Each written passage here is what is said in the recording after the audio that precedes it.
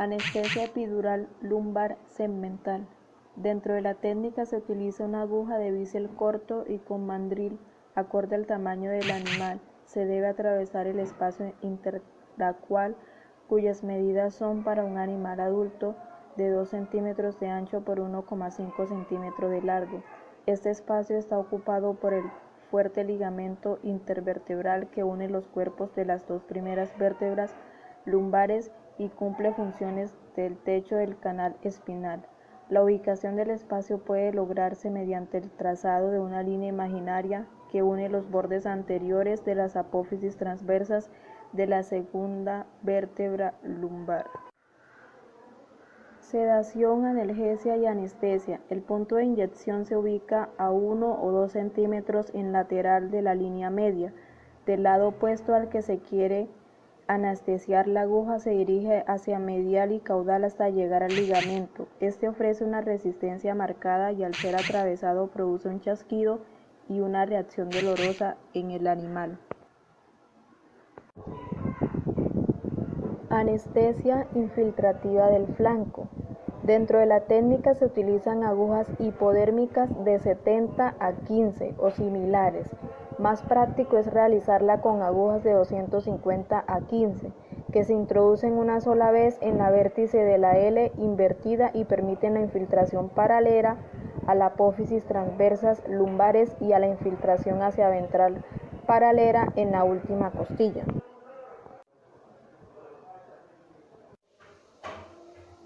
Anestesia suprapleural de los nervios esplénicos y del tronco simpático. Dentro de la técnica el método consiste en introducir la solución anestésica por delante de los pedúnculos del diafragma en el tejido celular suprapleural que rodea el tronco simpático limítrofe y los nervios esplénicos. Es necesario recorrer un dedo del borde anterior de la última costilla en su tercio proximal hasta alcanzar el canal intervertebral que se encuentra entre los músculos iliocostal y el músculo largo del dorso. En ese punto pueden inyectarse unos 5 ml de anestésico local para facilitar la colocación posterior de una aguja 150 o 15 o similar. Esta aguja se dirige en un ángulo de 30 a 35 grados en ventral hacia el plano horizontal y en dirección al cuerpo vertebral hasta contactarlo. Anestesia del nervio cornual. Está indicada para amputaciones del cuerno e intervenciones del párpado superior. La dosis que se usa es de 10 ml de un anestésico local. La técnica en el lugar de inyección se encuentra en el punto medio de una línea entre el ángulo posterior del ojo y la base del cuerno. La inyección del anestésico se hace de forma subcutánea justo en el borde de la cresta frontal, evitando inyectar por debajo de la fascia del músculo temporal. Anestesia de Peterson. Está indicada para extirpación de tumores esclerocorneales, enucleación del globo ocular y extirpación del tercer párpado. Se utiliza a una dosis de 35 a 50 ml de anestésico de uso local. Para la realización de esta anestesia es necesaria una aguja de 180 sobre 15 o similar, curvada en su parte distal en aproximadamente 35 a 40 grados. La técnica consiste en bloquear la rama auriculopalpebral del nervio facial, la rama maxilar y oftálmica del trigémino, los nervios oculomotores, troclear y abducens, que emergen del agujero ovitorredondo. El nervio óptico que emerge del agujero óptico también es bloqueado. Para lograr el bloqueo, la aguja mencionada se introduce en la vez formada por el arco cigomático y el proceso supraorbitario de la aguja se dirige horizontalmente con la curvatura hacia adelante. De esta forma, la aguja pasa alrededor del borde craneal de la apófisis coronoides mandibular. A unos 7 u 8 centímetros de profundidad se contactará con la base ósea de la fosa pterigopalatina. Retirando levemente la aguja, se cambia una dirección unos 25 grados hacia ventral y se profundiza. De esta manera se llega a un punto anterior del agujero órbitorredondo y el óptico. Logrado el bloqueo, se notará inicialmente un leve nistagmo que desaparece en breves minutos, lográndose la inmovilidad del ojo. Una manifestación clara del éxito del bloqueo es la sequedad y consecuente opacidad de la córnea. Anestesias vertebrales y paravertebrales. Entre estas tenemos la anestesia epidural. Consiste en la inyección de un anestésico de uso local en el canal formado por la dura madre y el canal espinal óseo. Se describen dos técnicas que difieren solamente en el volumen de anestésico incorporado, permitiendo diferenciar la epidural alta de la epidural baja. Anestesia epidural baja. Está indicada para intervenciones quirúrgicas en cola, ano, recto, vulva, vagina, piel de la región peritoneal, reposición de prolapso uterino, partos distóxicos, vesiculotomía y uretrotomía en machos. Se utiliza una dosis de 1 ml sobre 100 kilogramos de peso vivo de anestésico de uso local. Con esta dosis el animal se mantendrá en pie. Esta técnica, con movimientos de la cola hacia arriba y abajo, se localizan los espacios sacrococcigios o primer coccigio. Se rasura y desinfecta el área para luego colocar una aguja en un ángulo de 45 grados con respecto a la columna vertebral. El tamaño de la aguja difiere con el tamaño del animal, pero en general es aconsejable las de 40 a 50 sobre 15 de acuerdo a la talla. Colocada la aguja, se escuchará el ruido del ingreso de aire como consecuencia del vacío característico del canal epidural. La inyección del anestésico se producirá con suma facilidad si la aguja está bien ubicada. Luego de la inyección se debe mantener la cola elevada por unos minutos para evitar que la pequeña cantidad de anestesia se deslice por gravedad hacia el caudal de la cola. Epidural alta. Está indicada para exploraciones y cirugías de pene, castraciones, laparotomías, traumatologías del tren posterior. Como podemos observar, el punto A, B y C de la imagen van a ser las zonas anestesiadas por esta técnica. Se debe tener en cuenta que con esta anestesia el animal no se podrá mantener en pie. Se utiliza una dosis de 10 ml por cada 100 kilogramos de peso vivo de anestesia local. Esta técnica se realiza de la misma manera que fue descrita la epidural baja.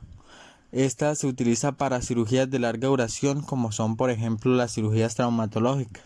Pueden recurrirse al agregado de epinefrina para prolongar su efecto o inclusive canalizar el canal epidural reemplazando la aguja con un catéter intravenoso radiopaco introducido con somadril, el que una vez extraído permitirá mantener dentro un canal, una vía permanente para nuevas dosificaciones. En ambas técnicas de anestesia epidural pueden utilizarse bupivacaína sola o combinada con lidocaína e incluso soluciones de silacina al 2% diluida en soluciones fisiológicas. En este caso, 1 ml de silacina en 9 ml de solución fisiológica, dosificando de la misma manera que con las soluciones de lidocaína y bupivacaína. Anestesia epidural lumbosacra. Está indicada para hernias umbilicales, laparotomía en general, fractura de la tuberosidad coxal, etc. Se utiliza una dosis de 1 a 3 ml por cada 100 kilogramos de peso vivo de anestésico de uso local. Esta técnica consiste en introducir una aguja de 60 a 120 sobre 15 según tamaño del animal, perpendicular a la columna vertebral en el espacio lumbosacro hasta el piso del canal espinal. Se verifica la correcta posición de la aguja percibiendo el ingreso de aire. Esta técnica es excelente para corregir hernias umbilicales en terneros jóvenes, ya que produce una buena miorrelajación abdominal y la paresia temporal del tren posterior. La citada acción permite colocar el animal en posición de cúbito supino. De acuerdo con la dosis, el animal se mantendrá en pie o adoptará el decúbito. Protocolos anestésicos en los animales de interés técnico.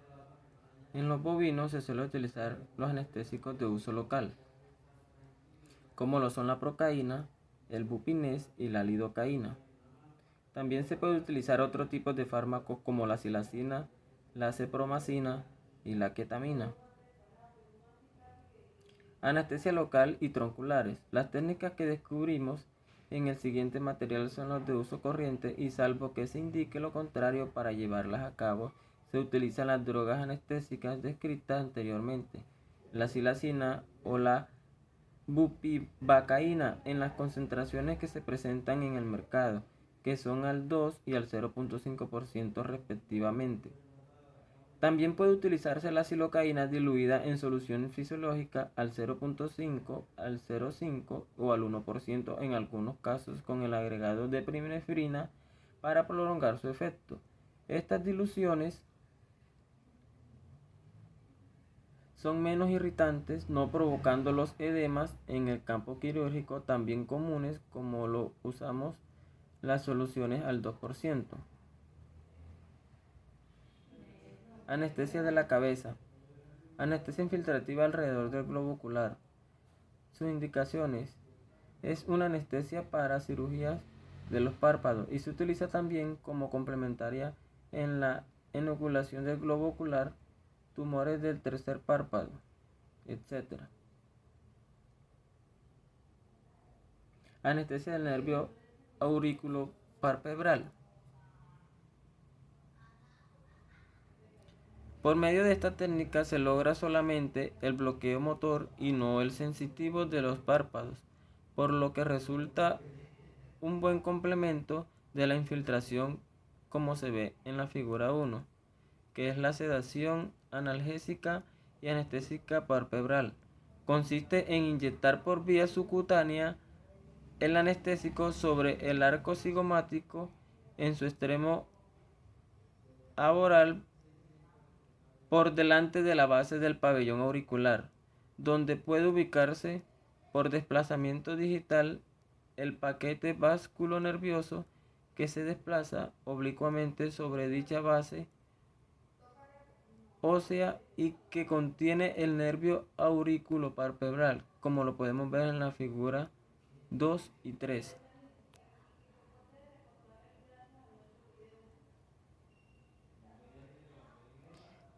Anestesia del nervio cornual. Indicaciones para amputación de cuernos, intervenciones del párpado superior. Sus dosis: 10 ml de anestésico de uso local.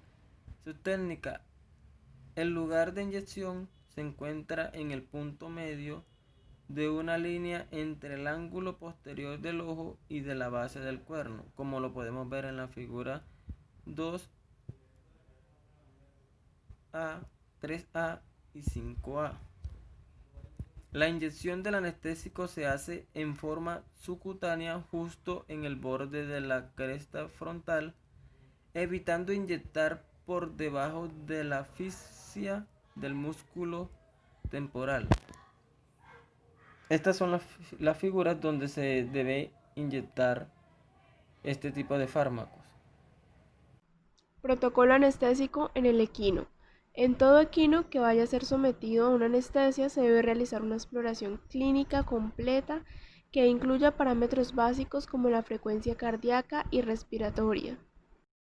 Fármacos utilizados en equinos. En esta tabla podremos apreciar algunos de los fármacos más utilizados para realizar anestesia en equinos, su nombre comercial, concentración y dosis. La anestesia en un equino está compuesta de 4 puntos diferentes: la premedicación, donde se aplican los sedantes, la inducción, el mantenimiento y la recuperación. Lo que podemos apreciar en esta primera parte del video es la fase de sedación.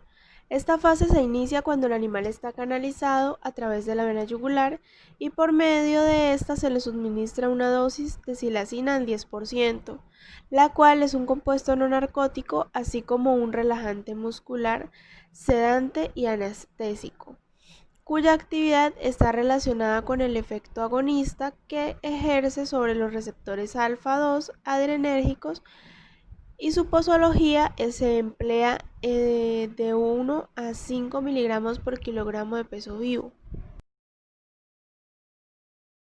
Posterior a esto se continúa con el proceso de sedación, preparando al animal para el derribo. En esta fase se administra al equino guayacolato de glicerilo, el cual es un relajante muscular de acción central coayudante en anestesias para equinos y bovinos. Este aumenta la potencia de agentes preanestésicos y barbitúricos, y además de esto es un agente bloqueador interneural. La posología de emplear en este caso de derribo y de combinación de silacina y ketamina es de 100 miligramos por kilogramo de peso vivo.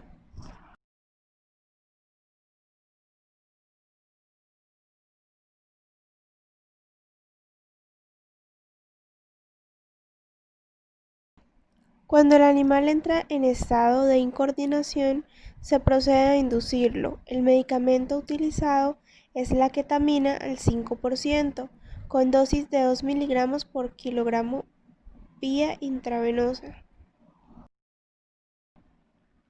Para administrar este agente de inducción es necesario haber realizado una correcta premedicación para evitar riesgos como las convulsiones. La ketamina es un anestésico disociativo, ya que no desconecta completamente al animal del medio ambiente.